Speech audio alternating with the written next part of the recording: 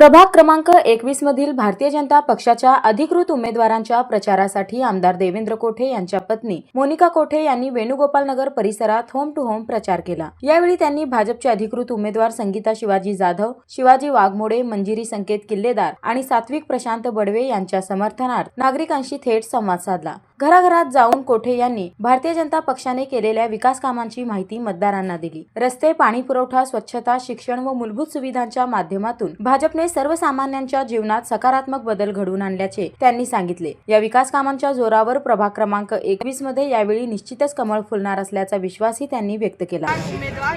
Home to home प्रचार करत असताना लोकांचा प्रतिसाद बघून आम्हाला विजयाचं निश्चित वाटतंय आणि या भागात दादांनी 147 कोटी रुपये निधी दिलेला आहे। ते सगळ्या निधीचं आम्ही एक बुक अहवाल तयार केलेला आहे।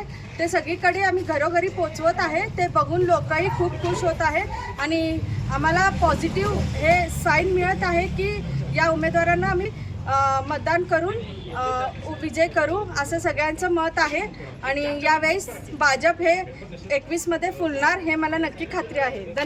मोनिका कोठे यांच्या होम टू होम प्रचारामुळे परिसरात उत्साहाचे वातावरण निर्माण झाले असून चारही उमेदवारांना नागरिकांकडून चांगला प्रतिसाद मिळत असल्याचे दिसून आले। स्थानिक नागरिकांनीही भाजपच्या उमेदवारांना पाठिंबा देत विकासाच्या मार्गावर पुढे जाण्याचा निर्धार व्यक्त केला।